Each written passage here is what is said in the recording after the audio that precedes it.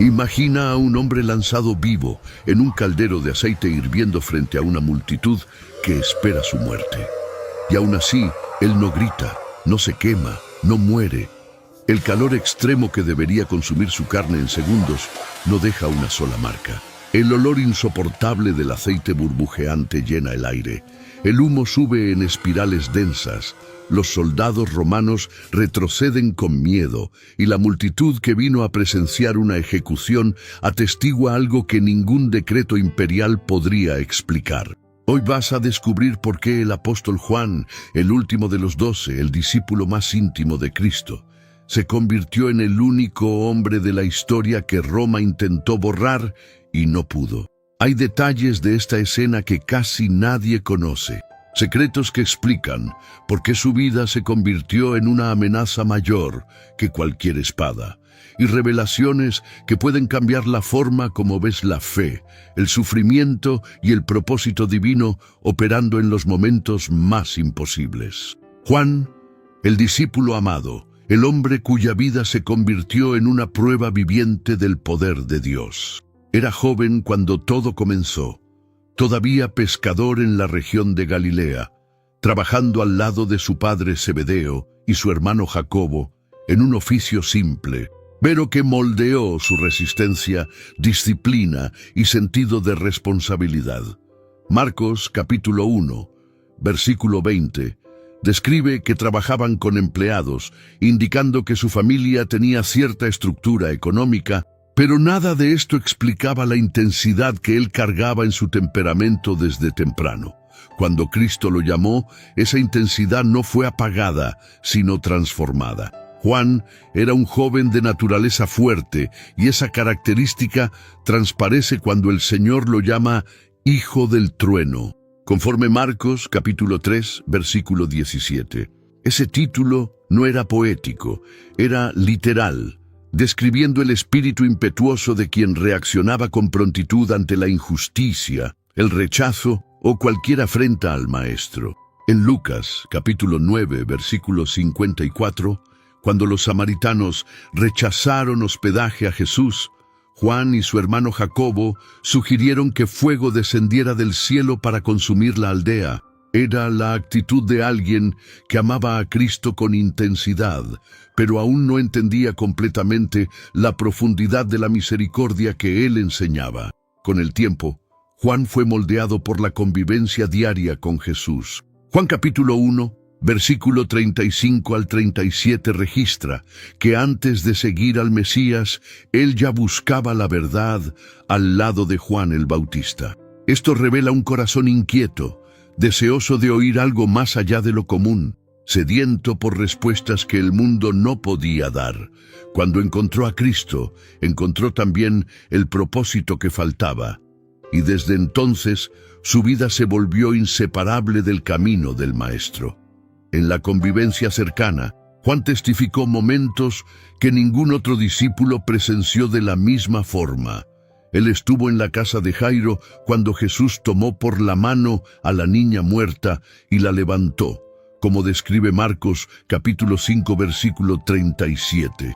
Estuvo presente en la transfiguración cuando Cristo brilló como luz ante él. Mateo capítulo 17 versículo 1.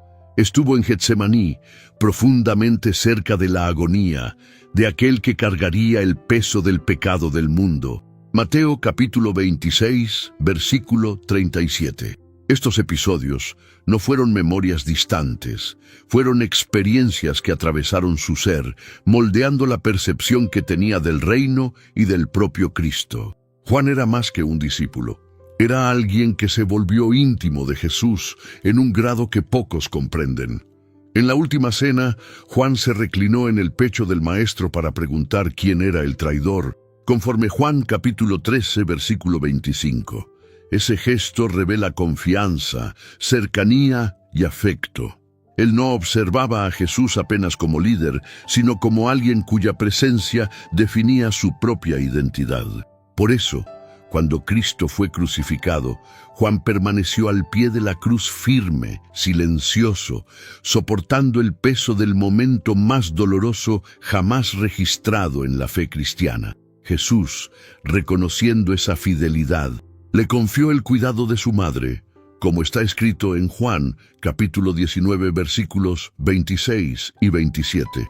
Esa responsabilidad muestra que Juan no era apenas un seguidor, era alguien de carácter íntegro, leal y capaz de cargar misiones delicadas. Mientras algunos discípulos huyeron, tomados por el miedo, Juan permaneció.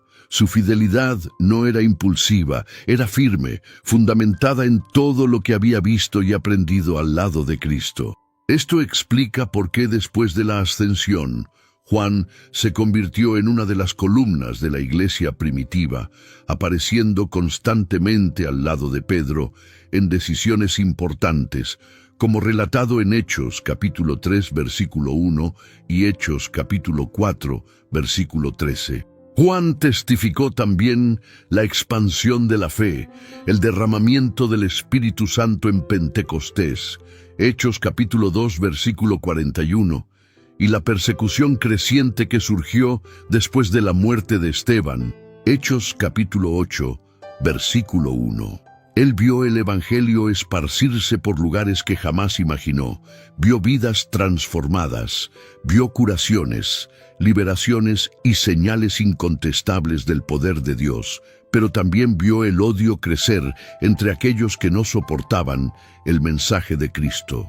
Al avanzar en edad, Juan había visto más que cualquier otro apóstol vivo. Él fue testigo de la resurrección, de la ascensión, de la formación de las primeras iglesias, de la caída de Jerusalén y de la destrucción del templo. Él vio autoridades intentar callar la fe a la fuerza, vio cristianos martirizados, vio hermanos dispersos por causa de la persecución. Todo esto lo tornaba aún más una referencia viva, alguien cuya existencia era una amenaza a aquellos que deseaban extinguir el nombre de Cristo de la tierra. Por eso, su presencia incomodaba tanto a Roma. No era apenas un anciano que predicaba con fervor. Era el último apóstol vivo, el último que había visto a Cristo con sus propios ojos, el último que podía afirmar con autoridad incuestionable lo que vio, oyó y tocó, conforme él mismo escribe en su epístola en 1 Juan capítulo 1, versículo 1. Ese hecho lo tornaba insustituible, un testigo que ningún decreto podría corromper o hacer olvidar. Roma temía a Juan porque su vida cargaba la marca de la verdad. Donde quiera que él hablara, personas se convertían. Donde quiera que predicara, la fe crecía. Su simple presencia era suficiente para fortalecer congregaciones enteras. Y esto se volvió intolerable para aquellos que querían controlar la religión, la política y el futuro espiritual del imperio. El camino que trajo a Juan desde las márgenes del mar de Galilea hasta este punto de la historia no fue accidental, y fue propósito.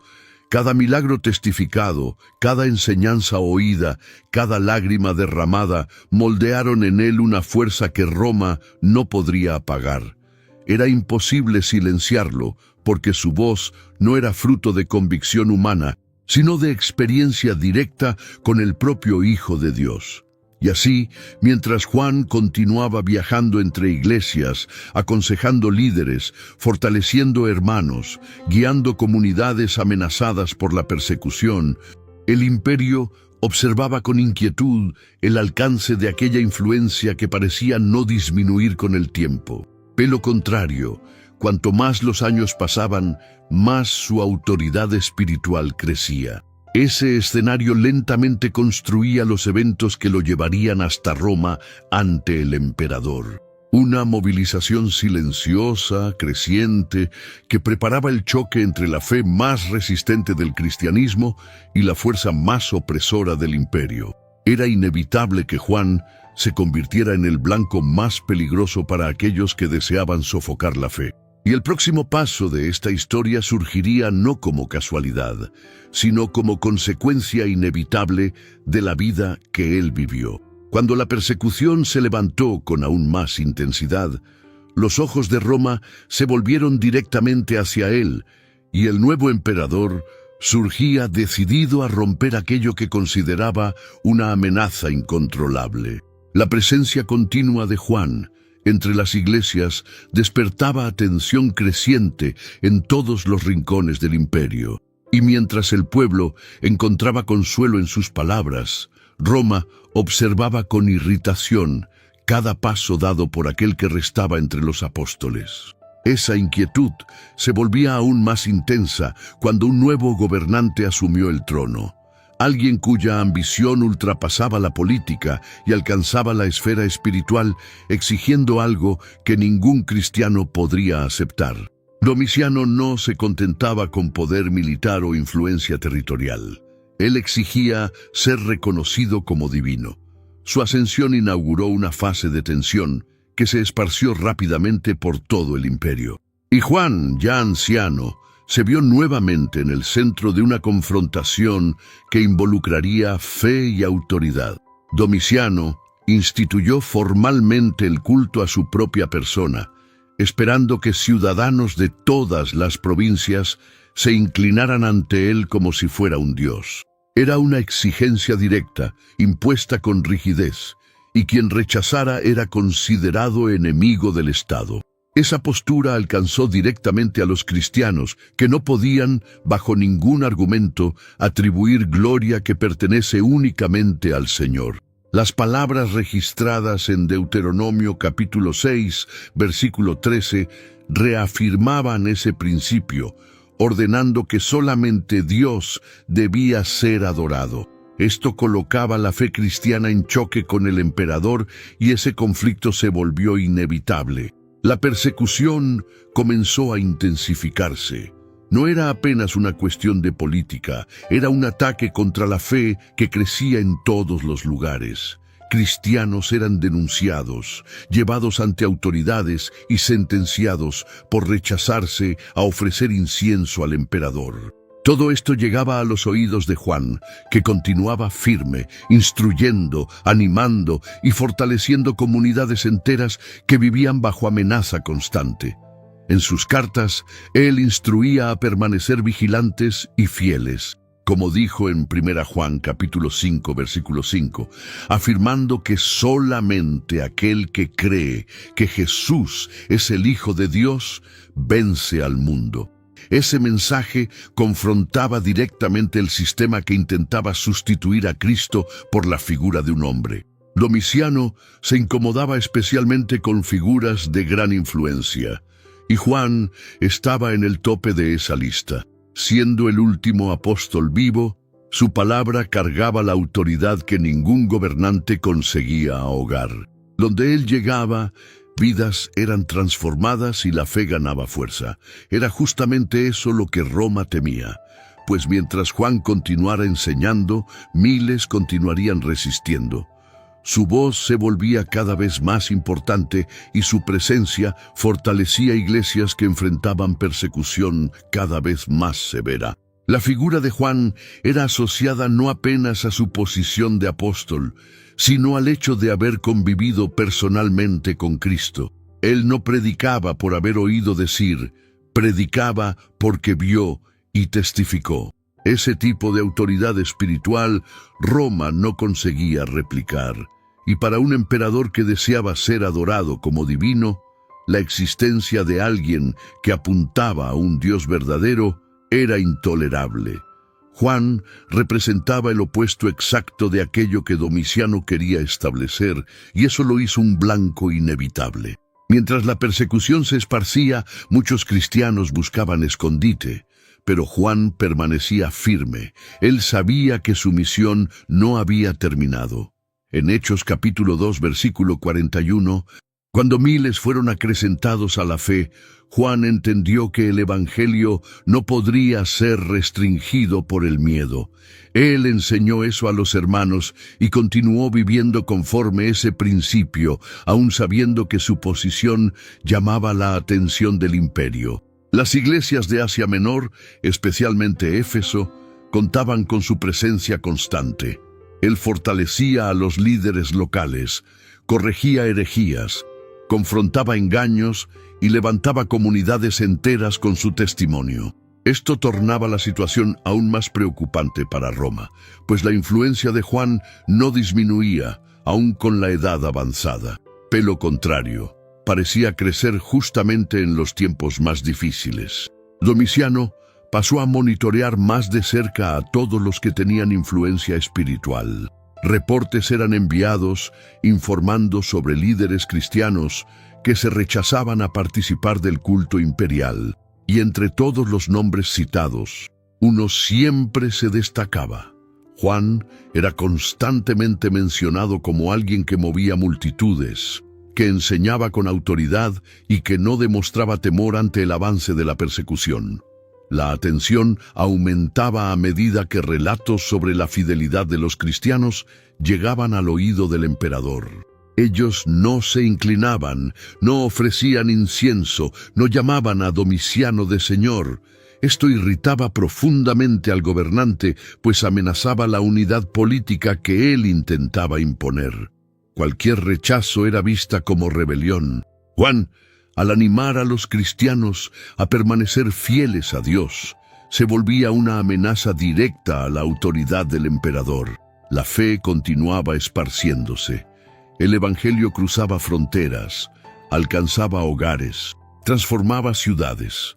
Roma no conseguía controlar el avance de ese mensaje. Cuanto más perseguía, más ella crecía.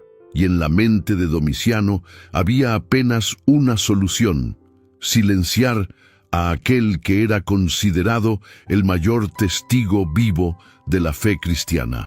Juan no ignoraba que ese enfrentamiento se aproximaba. Él conocía las Escrituras, sabía que el mundo siempre se opondría a la verdad. En Juan capítulo 15, versículo 19, el propio Cristo dijo que el mundo odiaría a aquellos que le pertenecen. Esas palabras prepararon a Juan para lo que vendría, y él continuaba caminando con firmeza, consciente de que su vida estaba en las manos de Dios. Las autoridades romanas pasaron a investigar su rutina, sus desplazamientos y sus reuniones. Informantes eran enviados para observar sus actividades y relatar todo al emperador.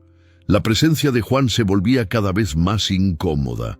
Él no incentivaba la rebelión política, pero su fidelidad inquebrantable amenazaba la estructura religiosa e ideológica que Domiciano intentaba imponer. La decisión fue tomada con base en eso. Para detener el avance de la fe, era necesario alcanzar su fuente más poderosa entre los vivos. No bastaba dispersar comunidades, no bastaba intimidar cristianos. Era preciso eliminar a aquel que sustentaba convicciones con testimonio ocular. Y así, el imperio decidió convocar a Juan para Roma, no como invitado, sino como reo. El juicio sería el medio de exponer al apóstol ante la población, presentándolo como alguien que violaba las leyes del culto imperial. Era una estrategia pensada para desacreditar su figura pública antes de la ejecución, esperando que eso disminuyera el impacto de su muerte. La travesía para Roma marcaría el inicio de la parte más intensa de su jornada. El camino sería largo, tenso, cargado de incertidumbres, pero Juan seguía consciente de que nada lo separaría del propósito que Dios había determinado para su vida. Su confianza estaba firmada en lo que escribió un día en 1 Juan capítulo 4, versículo 4, declarando que mayor es aquel que está en nosotros que aquel que está en el mundo. Mientras el imperio creía que estaba en control, una realidad mayor se estaba preparando. Roma veía a Juan como amenaza, pero Dios veía a Juan como instrumento para algo que nadie imaginaba. La ida para Roma no sería el fin de su influencia, pero el inicio de acontecimientos que marcarían profundamente el cristianismo. Y así, cuando el llamado para presentarse ante las autoridades finalmente llegó, Juan no hesitó. Su fidelidad al Evangelio lo condujo hasta aquel momento. El juicio estaba a punto de ocurrir, y con él, la trampa que definiría el próximo capítulo de su historia comenzaba a tomar forma, preparando el camino para el encuentro decisivo entre el último apóstol vivo y el poder absoluto del imperio. Juan seguía para Roma porque su fidelidad incomodaba a aquellos que intentaban controlar la fe y sofocar el nombre de Cristo. La convocación para comparecer ante las autoridades no era un acto aislado, era la preparación para un juicio que ya tenía un resultado decidido antes incluso de que él llegara. A medida que avanzaba por la carretera del imperio, crecía la certeza de que Domiciano no quería oírlo, quería borrarlo. Ese era el plan, eliminar al último testigo vivo de aquel que transformó el mundo. El camino hasta Roma apenas confirmaba que ese enfrentamiento sería inevitable. Cuando llegó a la ciudad, Juan fue inmediatamente llevado a un ambiente aislado, un lugar controlado por oficiales responsables de juicios de carácter religioso y político. Él no tuvo tiempo para descanso o preparación, porque el propósito no era ofrecer justicia, sino acelerar un veredicto conveniente para el emperador. La presencia de Juan allí despertaba miradas de curiosidad, desprecio e inquietud. Algunos sabían quién era él, otros apenas habían oído hablar del grupo que seguía al Nazareno, pero todos percibían que aquel hombre cargaba algo diferente. Las acusaciones ya estaban listas. Testigos fueron reunidos con antelación e instruidos a presentar relatos que asociaban a Juan con desorden, manipulación espiritual y supuesta rebelión. Alegaban que él incitaba al pueblo contra el culto al emperador, que amenazaba la unidad del imperio y que introducía enseñanzas que contrariaban las tradiciones romanas. Esas acusaciones eran esperadas, pues la misma estrategia había sido usada contra muchos cristianos. En Hechos capítulo 6, versículo 13, falsos testimonios fueron presentados contra Esteban y ahora intentaban repetir el mismo patrón contra Juan. Durante el juicio, los gobernantes no querían discutir doctrina ni examinar la verdad. Querían apenas confirmar lo que ya estaba decidido. Cuando Juan fue llamado a responder, sus palabras no buscaban defensa humana, pero permanecían fundamentadas en la fidelidad a Cristo. Él no atacó a Roma, no se levantó con discursos inflamados, apenas afirmó lo que siempre predicó, conforme registrado en 1 Juan capítulo 1, versículo 3, enseñando lo que vio y oyó del Señor. Esa sinceridad apenas reforzaba el incómodo de los líderes, pues no había contradicción, no había hesitación. Era justamente esa firmeza lo que Roma temía. A cada testigo levantado, quedaba evidente que el juicio era apenas un ritual para validar una sentencia. Ningún relato presentado poseía consistencia y muchos se contradecían en detalles simples. Aún así, las autoridades fingían no percibir. El objetivo era crear una narrativa que justificara la condenación. Juan continuaba en silencio en la mayor parte del tiempo, observando cada habla con serenidad, sabiendo que su vida no estaba en las manos de aquellos hombres, sino en las manos de Dios. Los gobernantes intentaron intimidarlo, haciendo preguntas provocativas, buscando alguna respuesta que pudiera incriminarlo de forma clara. Pero Juan permanecía firme. Él no negaría lo que Cristo le enseñó. Él no declararía lealtad al emperador como divino. Para los cristianos, como está escrito en Deuteronomio, capítulo 6, versículo 14, adorar cualquier otro, además de Dios, era violar la propia esencia de la fe. Juan sabía eso y no cedería ni siquiera ante la amenaza de muerte. El juicio proseguía mientras Domiciano aguardaba el veredicto, cierto de que recibiría exactamente lo que deseaba. Los oficiales hicieron largos discursos sobre orden público, estabilidad del imperio y la necesidad de eliminar cualquier amenaza a la autoridad imperial. Juan observaba todo con atención, percibiendo que aquellas palabras no tenían fundamento verdadero, pero estaban revestidas de manipulación política. Él ya había visto liderazgos corruptos actuar así en el pasado, y ahora asistía al mismo patrón repetirse en escala aún mayor. A medida que el juicio avanzaba, la actitud de las autoridades dejaba claro que no querían apenas condenar a Juan. Querían destruir su credibilidad. Deseaban debilitar su testimonio para que su muerte no produjera aún más fuerza entre los cristianos. Era el mismo tipo de estrategia descrita en Hechos, capítulo 4, versículo 18, cuando intentaron impedir a los apóstoles hablar en el nombre de Jesús para controlar el impacto del mensaje. Ahora, ante el último apóstol vivo, Roma intentaba retomar ese mismo método. Juan fue presionado a renegar su fe, pero no lo hizo. Fue incentivado a reconocer al emperador como señor, pero tampoco lo hizo. Y ese rechazo no era movido por rebeldía personal, sino por convicción espiritual. Él sabía que Cristo es el único digno de adoración. Conforme Filipenses capítulo 2 versículo 11, afirma que toda lengua confesará que Jesucristo es Señor. Esa verdad sustentaba su postura en aquel tribunal.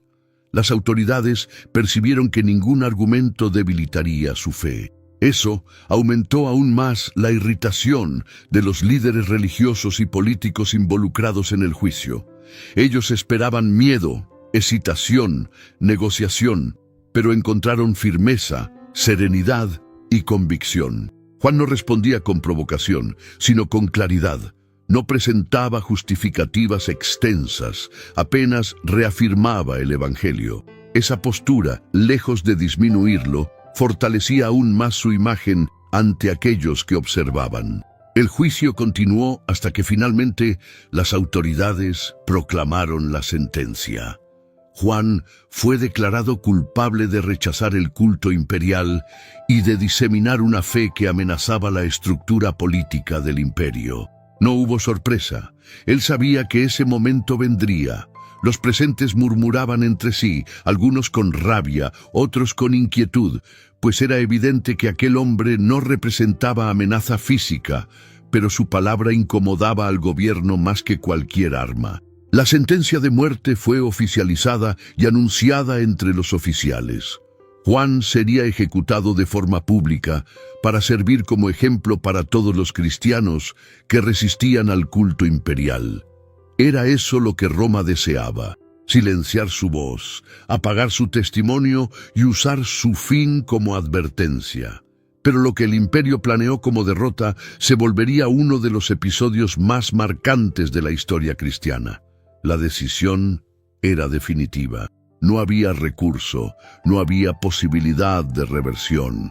El juicio terminó con Juan siendo escoltado fuera de la sala y conducido a los locales donde los preparativos para su ejecución serían definidos. El imperio creía que el caso estaba cerrado. Domiciano recibiría la confirmación de que la amenaza había sido neutralizada, pero Juan no temía lo que vendría.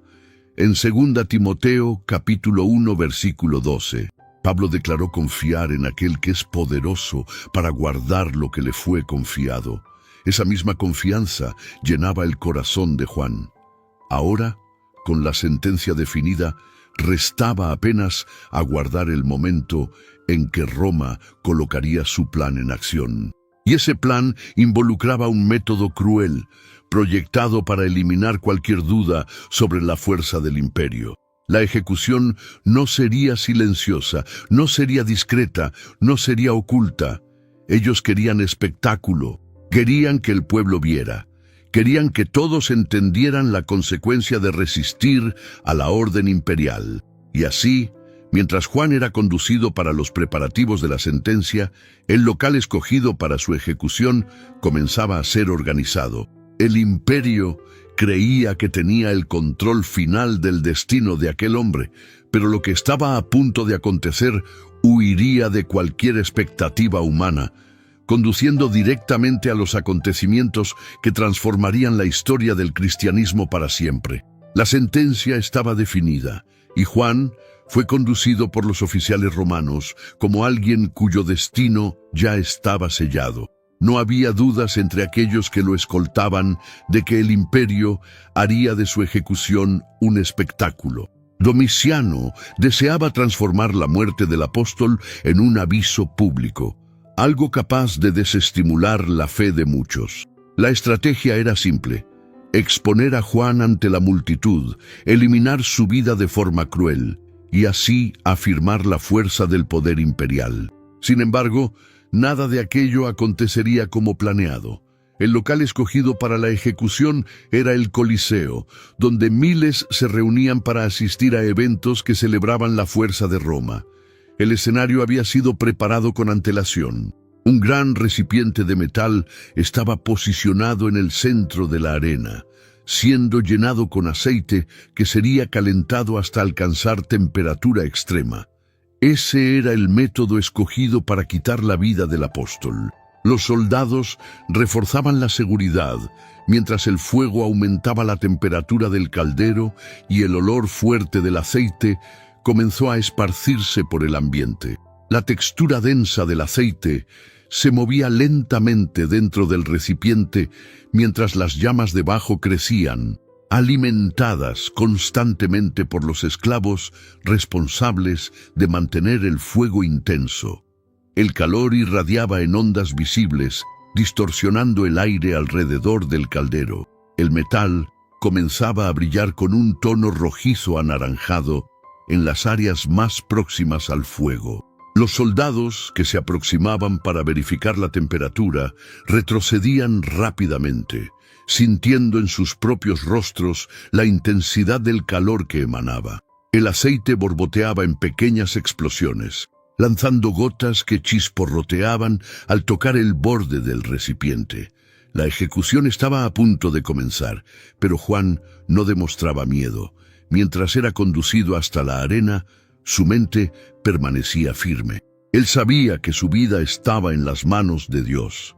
En Salmos capítulo 31, versículo 15, está escrito que los tiempos de un siervo del Señor están en las manos del propio Dios. Juan cargaba esa convicción y eso lo mantenía sereno aún ante la sentencia más cruel que el imperio podría imponer. El contraste entre su tranquilidad y la inquietud de los soldados llamaba la atención. Ellos esperaban resistencia, desesperación o tentativas de negociación, pero encontraron apenas firmeza. Cuando Juan entró en la arena, el movimiento del público cambió. Muchos se levantaron para ver mejor. Algunos estaban curiosos, otros apenas deseaban testificar una ejecución más. La figura del apóstol despertaba reacciones diferentes. Algunos, conociendo su nombre, observaban con respeto y hasta cierto temor. Otros se burlaban, esperando que él fuera destruido rápidamente. El foco estaba totalmente en la arena, en el caldero y en el hombre que estaba a punto de ser lanzado en él. Los oficiales anunciaron el veredicto ante la multitud, reforzando que Juan había rechazado adorar al emperador. Ese rechazo era considerado crimen, una afronta a la autoridad máxima del imperio. Ellos repitieron que tal actitud no sería tolerada y por eso él sería castigado con muerte. Juan permanecía en silencio, mirando hacia el caldero, sin demostrar hesitación. Esa tranquilidad intrigaba a los presentes, pues nadie reaccionaba así ante una muerte tan brutal. Los soldados dieron órdenes para que Juan fuera amarrado y conducido hasta el borde del caldero. El aceite ya estaba hirviendo, borbullando con fuerza, demostrando el riesgo inmediato que lo aguardaba. Los oficiales se posicionaron alrededor, aguardando la orden final. Era el momento exacto en que Roma creía que cerraría la vida de aquel que se había vuelto un problema persistente. La multitud se inclinó hacia adelante como si estuviera presa a un único instante. El silencio que cayó sobre el Coliseo era interrumpido apenas por el crepitar del fuego y el borboteo violento del aceite. Cada respiración de los miles de presentes parecía sincronizada, como si toda la ciudad de Roma hubiera detenido sus actividades para testificar aquel momento. El emperador Domiciano, observando desde su palco elevado decorado con telas púrpuras y doradas, se inclinó levemente hacia adelante, sus ojos fijos en la escena que se desarrollaba. A su alrededor, senadores y oficiales de alto rango murmuraban entre sí, algunos con expresiones de satisfacción anticipada, otros con curiosidad mórbida. Las mujeres en las tribunas superiores cubrían parcialmente sus rostros con velos, pero sus ojos permanecían clavados en el anciano que caminaba con pasos firmes hacia el caldero. Cuando el comando fue dado, Juan fue empujado cuidadosamente hasta el caldero y lanzado en el aceite hirviendo. El público esperaba gritos, dolor extremo, el rápido fin del apóstol. Pero lo que se siguió no se encajaba en ninguna expectativa humana. Juan no fue consumido por las llamas del aceite. Su cuerpo no sufrió quemaduras, ningún señal de dolor apareció en su rostro. Él permaneció allí dentro del caldero, firme, sin demostrar agonía, sin manifestar cualquier señal de sufrimiento. El aceite que debería haber devorado su carne en segundos parecía no tocarlo. Las burbujas continuaban subiendo alrededor de su cuerpo, el vapor continuaba llenando el aire, pero la piel de Juan permanecía intacta. Sus ropas, que deberían haber sido consumidas instantáneamente, permanecían sobre él como si el fuego y el aceite no tuvieran poder alguno. Este momento se volvió un impacto inmediato entre todos los que asistían. Soldados se aproximaron, observando con perplejidad. Sus rostros, normalmente endurecidos por años de servicio militar y acostumbrados a presenciar las ejecuciones más brutales, ahora mostraban expresiones de incredulidad total. Uno de los centuriones extendió su lanza hacia el caldero, como si necesitara confirmar físicamente que el aceite aún estaba hirviendo. Cuando la punta del metal tocó la superficie, el chisporroteo violento confirmó la temperatura extrema. Pero Juan permanecía allí, de pie dentro del líquido mortal, sus ojos cerrados en lo que parecía ser oración profunda. Oficiales quedaron inquietos. La multitud, que habíase reunido esperando un espectáculo de crueldad, comenzó a reaccionar. Algunas personas murmuraban, otras levantaban las manos hacia lo alto, reconociendo que algo fuera de lo común estaba aconteciendo. Fue un momento que recordaba lo que ocurrió con los jóvenes hebreos lanzados en el horno ardiente, conforme Daniel capítulo 3 versículo 27, donde no fueron tocados por el fuego porque el Señor estaba con ellos. El propio emperador, que observaba de un local reservado, quedó desconcertado. Él esperaba ver la muerte del apóstol, pero se deparó con un hombre preservado de forma sobrenatural. Aquello huía de cualquier explicación plausible para Roma. Este milagro en el Coliseo confrontaba la autoridad imperial más que cualquier palabra podría hacer. Las voces en la multitud comenzaron a crecer. Primero fueron murmullos confusos, después gritos de asombro. Personas en las gradas inferiores se levantaron, apuntando hacia el caldero. Algunos comenzaron a gritar el nombre de Cristo, reconociendo que apenas el Dios de los cristianos podría realizar tal prodigio. Juan permaneció dentro del caldero hasta que los soldados asustados decidieron retirarlo. Cuando él salió, su cuerpo estaba intacto, sin herida alguna. El aceite escurría de sus ropas y cabellos, pero no había señal de quemadura, ni siquiera enrojecimiento de la piel. Sus manos, que deberían haber sido las primeras a carbonizarse, estaban perfectas. Su rostro, sereno y en paz, contrastaba dramáticamente con las expresiones de horror y confusión de los oficiales romanos. Este episodio produjo una reacción inmediata en la arena. Muchos se arrodillaron, reconociendo que el Dios de Juan era real y poderoso. Otros quedaron en silencio, incapaces de entender lo que habían visto. Este milagro se volvió imposible de ignorar. La ejecución había sido planeada para destruir su credibilidad, pero acabó fortaleciendo su autoridad espiritual. Era imposible negar lo que la multitud testificó. La vida de Juan no podía ser retirada por las manos de hombres, porque Dios había decidido preservarlo. El emperador, tomado por el miedo, no quiso permitir una segunda tentativa de ejecución. Él sabía que cualquier nueva tentativa podría producir un impacto aún mayor entre el pueblo. Por eso, decidió que Juan no sería más muerto. En vez de eso, determinó que él fuera desterrado. El objetivo ahora era aislarlo, impedir que continuara influenciando comunidades y fortalecer la idea de que el imperio aún estaba en control. La sentencia fue alterada rápidamente. Juan sería enviado a una isla distante, usada como prisión para condenar a los considerados peligrosos. Patmos sería el nuevo destino de Juan, una isla usada como local de exilio, donde muchos eran enviados para morir en trabajos forzados. Esa decisión no era una misericordia, era una tentativa de silenciar su voz a través del aislamiento. Roma creía que lejos de las ciudades, lejos de las iglesias y lejos del pueblo, su influencia disminuiría hasta desaparecer. Pero esa estrategia ignoraba algo esencial. Juan no vivía de la aprobación humana, vivía de la comunión con el Señor. La multitud observó mientras Juan era retirado de la arena. Muchos aún estaban atónitos. Oficialmente, Roma había decretado su sobrevivencia, pero todos sabían lo que había acontecido. Dios había preservado a su siervo ante una sentencia mortal.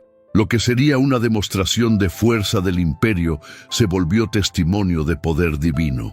Juan dejó el Coliseo escoltado por los soldados, pero su vida no cargaba derrota ni humillación. Él seguía con la certeza de que aquel milagro tenía un propósito mayor. Mientras era conducido al local donde aguardaría la transferencia, Juan no cuestionaba lo que había acontecido. Él sabía que, así como los jóvenes hebreos en Babilonia, su vida había sido preservada para cumplir algo que el propio Señor determinó. La fe que lo sustentó durante el juicio y la ejecución ahora lo guiaba para una nueva etapa. El camino para Patmos estaba apenas comenzando y Roma creía que finalmente conseguiría silenciarlo. Pero lo que aguardaba a Juan en aquel exilio sería algo completamente diferente de las expectativas del imperio. El aislamiento no lo impediría de continuar sirviendo, ¿verdad? El aislamiento abriría espacio para revelaciones que cambiarían la comprensión espiritual de todo el mundo cristiano. La decisión de Domiciano de mantenerlo vivo no era fruto de compasión, era consecuencia del miedo. El milagro en el caldero no podía ser repetido ante el pueblo. Ahora el plan era otro, enviarlo lejos, para un lugar donde su voz no alcanzaría multitudes. La orden estaba dada. Juan sería llevado para Patmos, una isla usada por el imperio como destino final de prisioneros considerados peligrosos. Los oficiales que lo escoltaban lo condujeron hasta el puerto, donde embarcaciones romanas aguardaban para transportar condenados. La travesía sería larga, hecha en condiciones severas, reflejando el tipo de castigo que lo aguardaba. Juan seguía con pasos firmes, no porque aceptaba el plan del emperador, sino porque confiaba en el plan de Dios. En Salmos capítulo 37, versículo 23, está escrito que el Señor firma los pasos de quien se agrada de él. Esa verdad sustentaba su corazón mientras él era conducido para un destino que, a los ojos humanos, parecía el fin de su misión. La embarcación que lo llevaría no era confortable, era usada para remesa de materiales y transporte de prisioneros, sin cualquier preocupación con condiciones adecuadas. Juan fue colocado entre otros condenados, algunos culpables de crímenes violentos, otros enviados por motivos políticos. Los soldados mantenían vigilancia constante, temiendo que cualquier preso causara tumulto. Juan permaneció en silencio, observando todo con serenidad. Su confianza no estaba en la embarcación, estaba en el Dios que conducía su vida desde el primer encuentro con Cristo. La travesía siguió con dificultades. El mar se movía con fuerza y muchos de los condenados pasaron mal. La alimentación era limitada y el descanso casi inexistente. Aún así, Juan no reclamó. Él sabía que estaba yendo para un lugar donde Dios aún trabajaría. En Romanos capítulo 8, versículo 28, está escrito que todas las cosas cooperan para el bien de aquellos que aman a Dios. Esa certeza alimentaba su mente, fortaleciéndolo ante la jornada que se aproximaba. Cuando avistaron Patmos por primera vez, Juan vio una isla árida, rocosa, sin vegetación abundante. Era un lugar aislado, lejos de ciudades, lejos de rutas comerciales, lejos del convivio humano. Roma escogía ese tipo de ambiente justamente para quebrar el espíritu de los condenados. La sobrevivencia allí era difícil y el objetivo era claro: hacer con que el prisionero perdiera fuerzas, salud y por fin la vida. El exilio en Patmos no era apenas castigo, era sentencia de muerte lenta. Al desembarcar, Juan fue entregado a guardas responsables por los prisioneros de la isla. Ellos explicaron que allí no existía privilegio. Todos trabajaban hasta la exhaustión. El apóstol fue recibido sin cualquier distinción, como si fuera apenas uno más condenado. Los romanos no comprendían el alcance de lo que habían presenciado en el Coliseo. Creían que el milagro había sido ocasional, algo que no se repetiría. Juan fue conducido a un área donde prisioneros descansaban antes del próximo turno de trabajo. Con el pasar de los días, Juan comenzó a sentir el peso físico del exilio. Era anciano y ya no tenía la misma fuerza de años anteriores. El trabajo era pesado, consistiendo en quebrar piedras, transportar cargas y auxiliar en tareas arduas. Muchos prisioneros morían allí, víctimas de desgaste, enfermedades o maltratos. Roma creía que Juan sufriría destino semejante, que su edad aceleraría su deterioración física. Pero lo que ignoraban es que nadie cierra una misión antes de Dios decretar el fin. Aún en condiciones severas, Juan mantenía su mente vuelta al Señor. Él oraba en silencio, se acordaba de las palabras de Cristo, recordaba cada momento vivido al lado del Maestro. En Filipenses, capítulo 4, versículo 13, está escrito que todo es posible para aquel que está en Cristo. Ese pensamiento alimentaba su resistencia, permitiendo que continuara firme donde cualquier otro sucumbiría. Juan enfrentaba como podía el peso del exilio, pero su fe permanecía inquebrantable.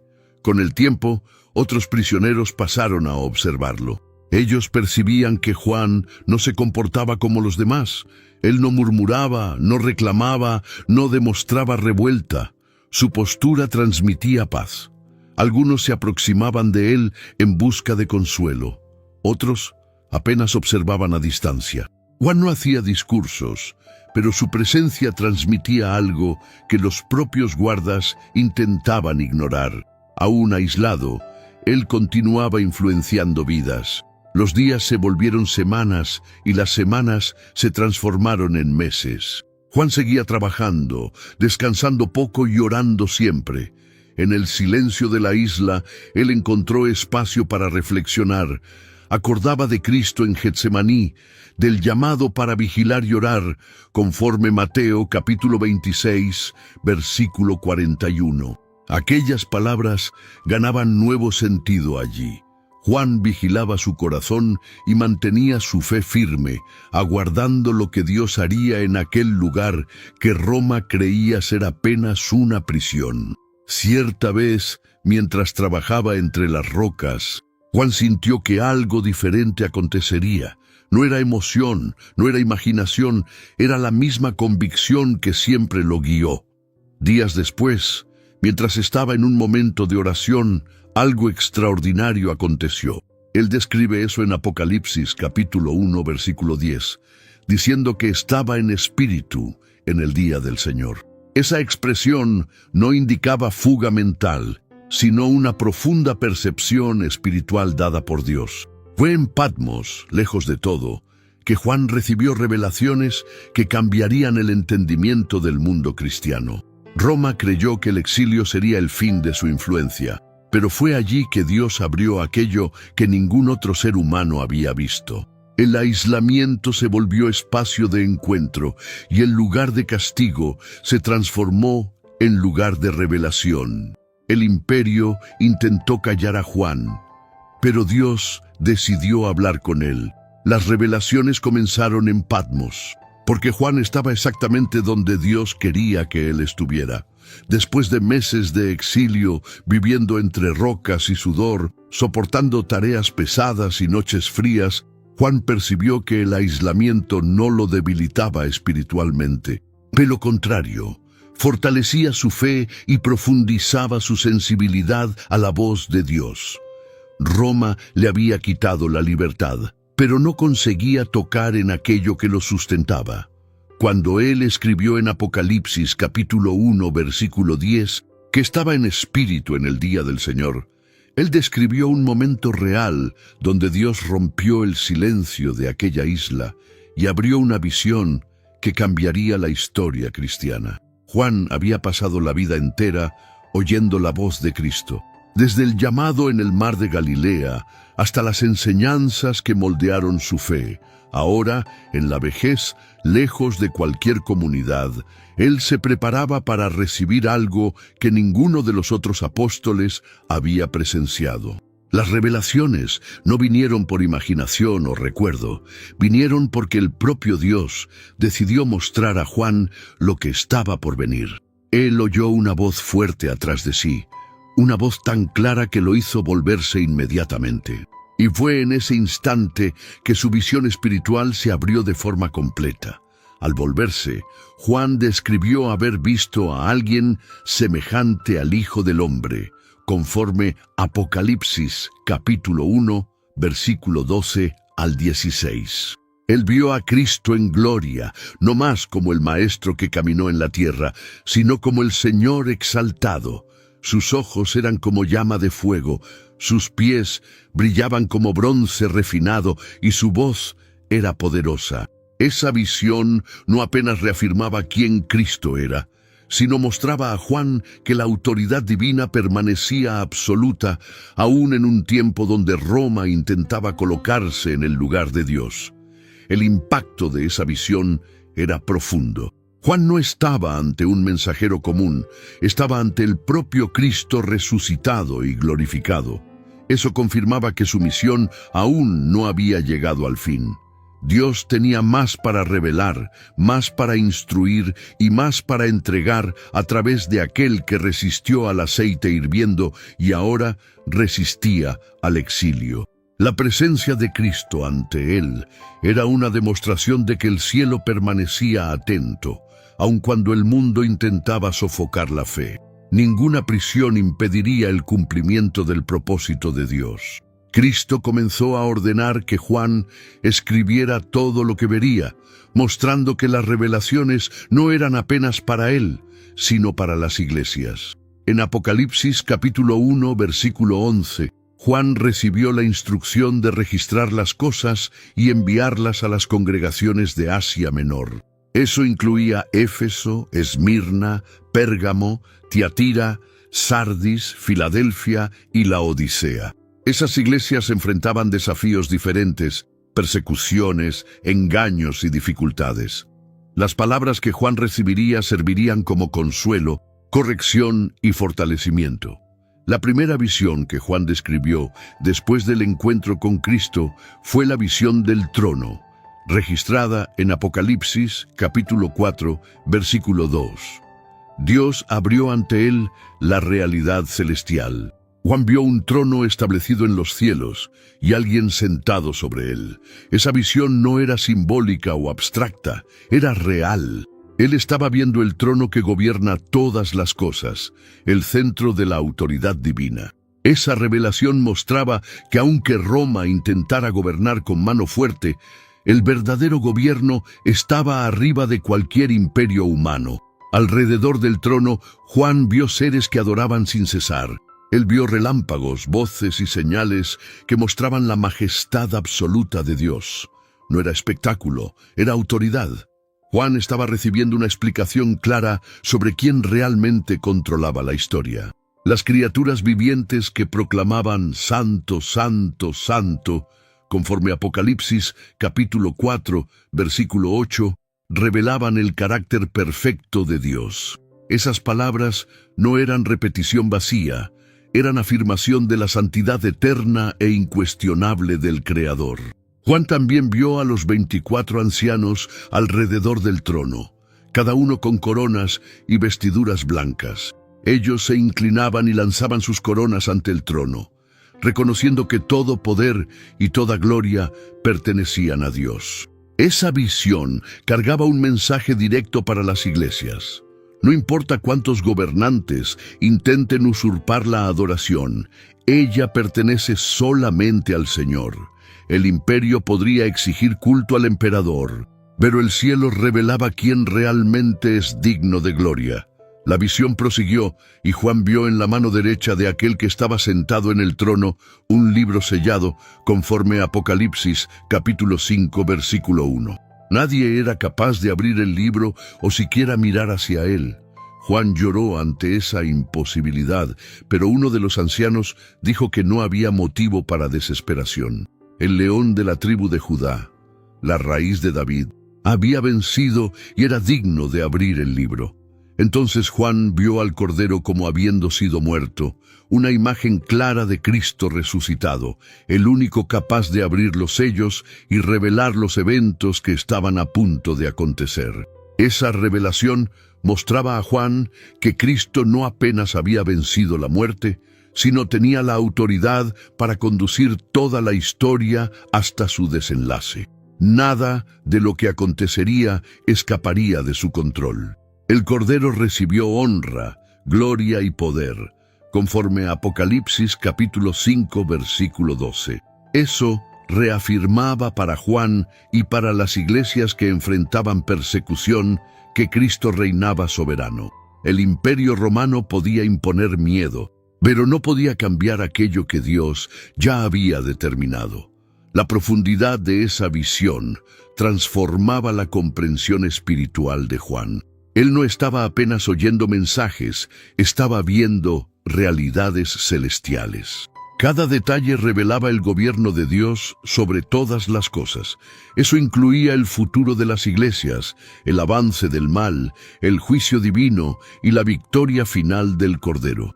Juan, que había sido considerado peligroso por el imperio, ahora recibía de Dios el privilegio de registrar las revelaciones que se volverían referencia para todos los cristianos hasta el fin de los tiempos. Las visiones continuaban. Juan vio el derramamiento de los sellos, el avance de las trompetas, el mover de las copas y la victoria definitiva del Cordero sobre todo el sistema que se oponía a Dios. Él vio el juicio final, vio la caída de la Babilonia espiritual, vio la destrucción de las fuerzas malignas y vio el surgimiento de nuevos cielos y nueva tierra. Todo eso hacía parte del plan que Dios decidió revelar a él en Patmos. El exilio, antes visto como castigo, se volvió plataforma para revelación. Juan comprendía que estaba registrando algo que serviría para fortalecer cristianos de todas las generaciones. Él escribía con precisión, sabiendo que aquello no venía de su mente, sino del propio Espíritu. Y mientras recibía esas visiones, el impacto de lo que Dios estaba mostrando apuntaba para algo aún mayor. El exilio no sería el fin. Él aún retornaría para Éfeso, donde continuaría siendo el instrumento de Dios. El tiempo en la isla había cumplido su propósito. Juan no sabía cuándo dejaría Patmos, pero sabía que el Señor determina el tiempo de todas las cosas, como declara Eclesiastés, capítulo 3, versículo 1. Cuando Roma tomó una nueva dirección política, el destino de Juan comenzó a cambiar. Con la muerte de Domiciano, el escenario del imperio pasó por reestructuración. Su sucesor, Nerva, buscó deshacer varios decretos crueles que marcaron el gobierno anterior. Entre esas medidas estaba la libertación de personas que habían sido injustamente condenadas. Fue en ese contexto que el nombre de Juan reapareció entre los registros judiciales. Él ya estaba hacía un periodo considerable en la isla, enfrentando desgaste físico y soledad, pero su fe permanecía firme. La orden de soltura fue enviada, y Juan recibió permiso para dejar el exilio. Los guardas no demostraron emoción al transmitir la noticia, Para ellos, Juan era apenas uno más prisionero que dejaría la isla. Sin embargo, para las iglesias de Asia Menor, su vuelta significaba restauración. El apóstol comenzó a prepararse para partir, organizando sus pocas posesiones. Él no llevaba riquezas u objetos valiosos, apenas los registros de las revelaciones que Dios había concedido. Todo lo que cargaba tenía valor eterno. La travesía de retorno fue menos dura que la ida, no porque las condiciones eran mejores, sino porque su espíritu cargaba la certeza de que Dios lo conducía de vuelta para cumplir el restante de su misión.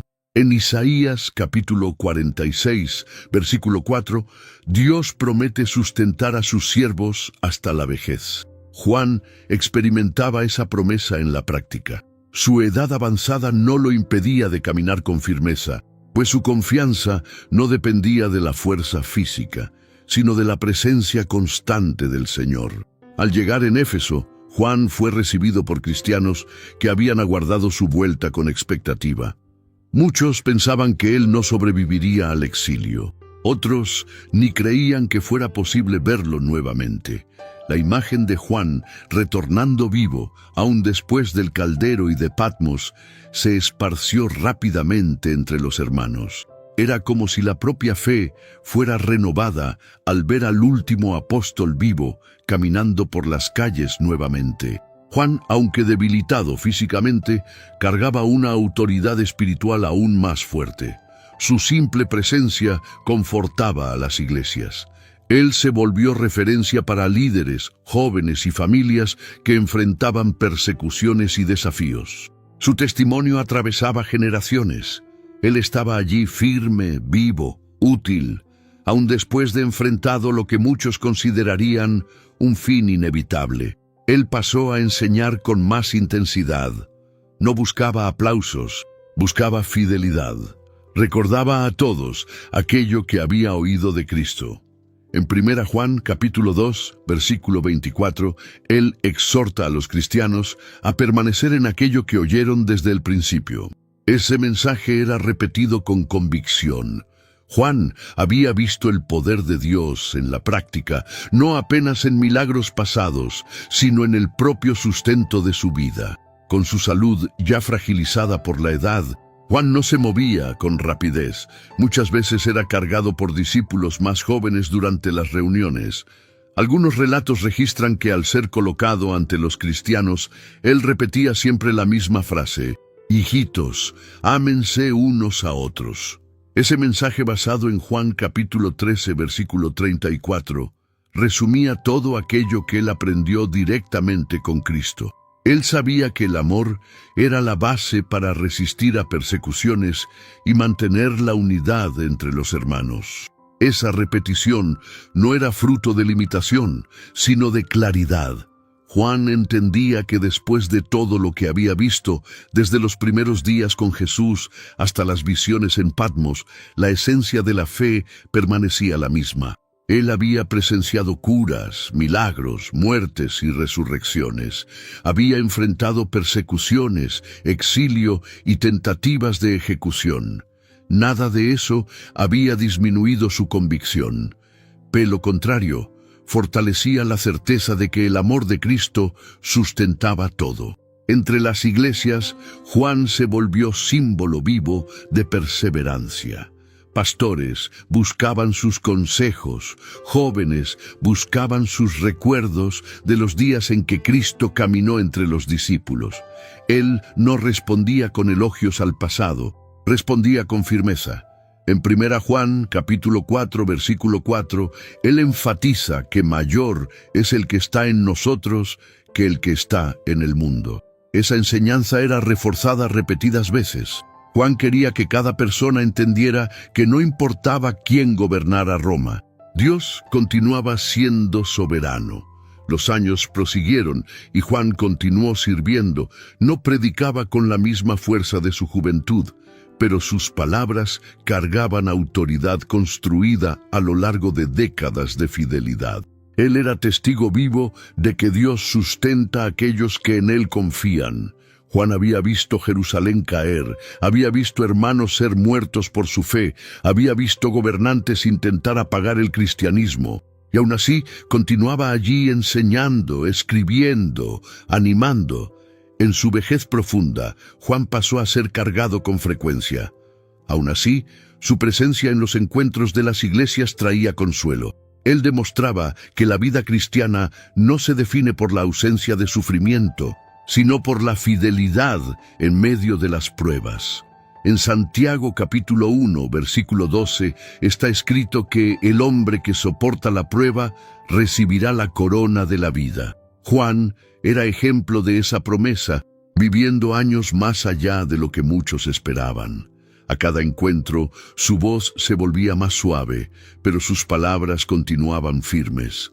Los cristianos miraban hacia él y recordaban que Dios aún trabaja en los detalles.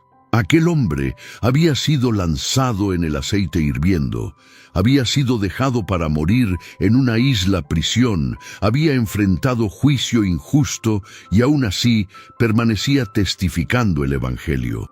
Juan era recuerdo vivo de que Dios preserva a aquellos que tienen una misión a cumplir. Con el pasar del tiempo, Juan percibió que su vida se aproximaba del fin. Él no temía la muerte, sabía que iría al encuentro de Cristo, aquel que había seguido desde la juventud. Sin embargo, antes de partir, dejó registrado todo lo que Dios había revelado. Sus epístolas, su evangelio y el Apocalipsis permanecerían para instruir cristianos de todas las generaciones. La presencia de Juan entre los hermanos reforzaba la fe de la iglesia. Él no vivió una vida sin dificultades, pero vivió una vida sustentada por Dios. Su testimonio era prueba de que la fidelidad divina no falla. Y mientras su salud se volvía más fraca, su autoridad espiritual se volvía aún más fuerte. El tiempo de Juan en la tierra caminaba para su conclusión, pero la pregunta que quedaba entre los cristianos era la misma que resuena hasta hoy. ¿Por qué Dios preservó a Juan por tanto tiempo? ¿Por qué permitió que él sobreviviera al aceite, al exilio y a la edad avanzada? Ni el aceite, ni Roma, ni la muerte consiguieron apagar. Juan había sobrevivido al caldero, al exilio y a la persecución, pero su verdadera marca estaba en lo que él transmitió a cada generación. Entre los cristianos de Asia, la pregunta sobre por qué Dios había preservado a Juan permanecía en destaque. Él era el último de los apóstoles vivos, el último que había caminado con Jesús desde el inicio, el último que había presenciado la transfiguración, el Getsemaní y la cruz. Los hermanos sabían que ninguna de esas memorias era común. Cada una cargaba autenticidad de quien vivió al lado del propio Salvador. Juan se volvió puente entre el pasado y el presente, recordando que la fe no era construida apenas en palabras, sino en testimonio real. La sobrevivencia de Juan no se resumía a un milagro aislado. Ella tenía propósito. Dios no preservó su vida apenas para que él continuara respirando. Preservó para que él continuara enseñando. Juan entendía ese propósito y lo expresaba a cada conversación, a cada consejo, a cada carta enviada. En 3 Juan, versículo 2, su preocupación con el bienestar espiritual de los hermanos estaba clara. Él se importaba con cada detalle, desde la salud física hasta la prosperidad espiritual de aquellos que servían a Cristo. Con el tiempo, Juan se volvió símbolo de estabilidad para las iglesias. El cristianismo enfrentaba tensiones internas y externas. Había persecuciones políticas, herejías se levantaban, líderes abusaban de autoridad, hermanos eran presionados a negar la fe. En medio de todo eso, Juan representaba constancia. Él era recuerdo vivo de que la fidelidad no depende de las circunstancias, sino de la confianza en el Dios que conduce todas las cosas. Su mensaje siempre retornaba al esencial. Él recordaba que todo comienza en el amor de Dios y se manifiesta en el amor al prójimo. Sus epístolas giraban alrededor de ese principio, porque él sabía que el amor verdadero es marca de aquellos que pertenecen a Cristo. En 1 Juan capítulo 4 versículo 7, él refuerza que el amor viene de Dios, y quien ama conoce a Dios. Para Juan, eso no era teoría, era vida. El legado de Juan era construido no apenas por sus escritos, sino por la manera como vivió. Él había presenciado a Cristo resucitado, había visto milagros, había andado con aquel que calmó tempestades y resucitó muertos. Eso no lo volvía arrogante, lo volvía responsable. Juan cargaba consigo el compromiso de transmitir la verdad sin distorsión. Él sabía que su voz precisaba resonar correctamente. Por eso, era firme cuando necesario y suave cuando importante. La historia de Juan no termina en el exilio, ni en el caldero, ni en las persecuciones, porque nunca fue una historia sobre la fuerza de un hombre, sino sobre la fidelidad de Cristo. Cada detalle de la vida de él apunta para una verdad mayor. Nadie permanece firme por causa de sí mismo, sino porque Cristo sustenta. Juan sobrevivió al aceite hirviendo porque Cristo lo guardó. Resistió al imperio porque Cristo lo fortaleció. Permaneció hasta la vejez porque Cristo aún tenía algo para revelar a través de él. La vida de ese apóstol confirma que nada, absolutamente nada, puede impedir el propósito de Dios en aquellos que le pertenecen. Cuando Roma intentó silenciarlo, Cristo abrió el cielo en Patmos. Cuando intentaron destruir su historia, Cristo lo volvió testigo vivo de la esperanza. Y cuando su voz parecía apagarse, Cristo transformó su testimonio en mensaje eterno para todas las generaciones. Al mirar para todo lo que recorrimos, existe un punto central que conecta cada capítulo. Cristo es aquel que sustenta, que libra, que transforma, que llama, que restaura. Juan vivió eso en cada paso y la misma gracia que lo alcanzó continúa disponible hoy. La vida de él nos enseña que no importa dónde alguien esté, no importa el tamaño del dolor, de la culpa o del alejamiento, Cristo siempre llama de vuelta. Él preservó a Juan para que el mensaje llegara a nosotros. Y ahora ese mismo mensaje nos invita a volver para el lugar donde todo encuentra sentido, la presencia del Salvador. Si usted oyó todo hasta aquí y siente que algo dentro de usted está siendo despertado, sepa que ese mover no viene de palabras humanas, sino del propio Espíritu llamando para cerca. Si usted se distanció por algún motivo, si se cansó, si se perdió, Cristo continúa con los brazos abiertos. Y si usted nunca dio ese paso, hoy es el momento. Si su corazón desea reconciliarse con Cristo, si hubo un alejamiento, una caída, una distracción, o si usted quiere iniciar una nueva jornada en la fe, comente aquí abajo. Me aceite, Señor Jesús. El Señor es mi único y suficiente Señor y Salvador de mi vida. Y si usted ya entregó su vida a Cristo, escriba amén para que ese mensaje alcance aún más personas y transforme vidas como transformó la de Juan. Que esa decisión marque un nuevo comienzo, una nueva esperanza y una nueva dirección. Cristo preservó a Juan para que esa verdad llegara hasta usted y ahora él espera su respuesta. Hasta la próxima.